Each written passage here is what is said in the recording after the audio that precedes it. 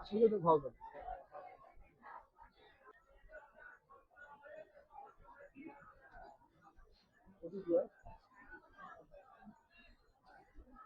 জবাবদিহিতা করে নাই।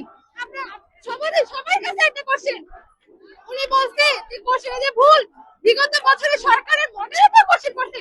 আমার কথা, 2024 সালে জুলাই আন্দোলনে শেখ হাসিনা পদত্যাগ করছে আওয়ামী লীগের লোক, এই 2 বছর পরে কিভাবে আমাদের কোশ্চেন মডারেট করে?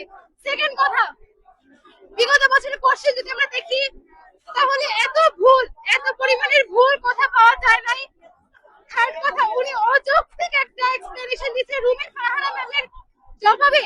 এত অযৌক্তিক কথা বলার কোনো মানে হয় না। একজন শিক্ষামন্ত্রী এত অযৌক্তিক কথা জীবনে বলতে পারে না। বিগত বছর সরকার আমাদের কোশ্চেন করে, তাহলে ওনারা বিএনপি সরকার কি করতেছে? তাহলে বিএনপি সরকারের লোক কোথায়?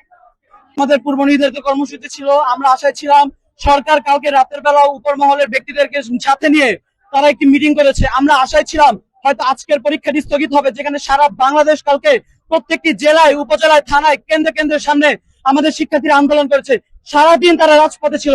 সন্ধ্যায় যখন শিক্ষামন্ত্রী এবং প্রধানমন্ত্রী একটি মিটিং এ যায়, আমরা আশায় ছিলাম হয়তো আমরা কোনো কার্যকর সমাধান পাবো, কিন্তু আমরা কার্যকর সমাধান পাইনি। সারাদিন আমাদের বন্ধুরা রাস্তায় ছিল, রাজপথে ছিল, তারা পড়ালেখা করতে পারেনি। রাতে তারা গিয়ে প্রস্তুতি নিতে পারেনি, কিন্তু সকালে ঠিকই পরীক্ষার মধ্যে বসতে হয়েছে। এই প্রেক্ষাপটে তাদের যদি ব্যর্থ হয়, তারা যদি আজকে পরীক্ষা খারাপ করে, এর দায়ভার কি শিক্ষামন্ত্রী নিবে? শিক্ষা মন্ত্রণালয় নিবে? তারা তো নিবে না। আমাদের দাবি এখন, সব দাবির ঊর্ধ্বে একটাই, এই শিক্ষামন্ত্রীকে অবশ্যই পদত্যাগ করতে হবে। আমাদের পরীক্ষা নিয়ে আমরা পদত্যাগ চাই সরকারের, আমাদের নিয়ম শিক্ষামন্ত্রী পদত্যাগ চাই, আমরা শিক্ষামন্ত্রী পদত্যাগ চাই। আমাদের দেশি মুরগি বলে অপমান করা, আলাদা মুরগি বলে অপমান করা, এটা কথা।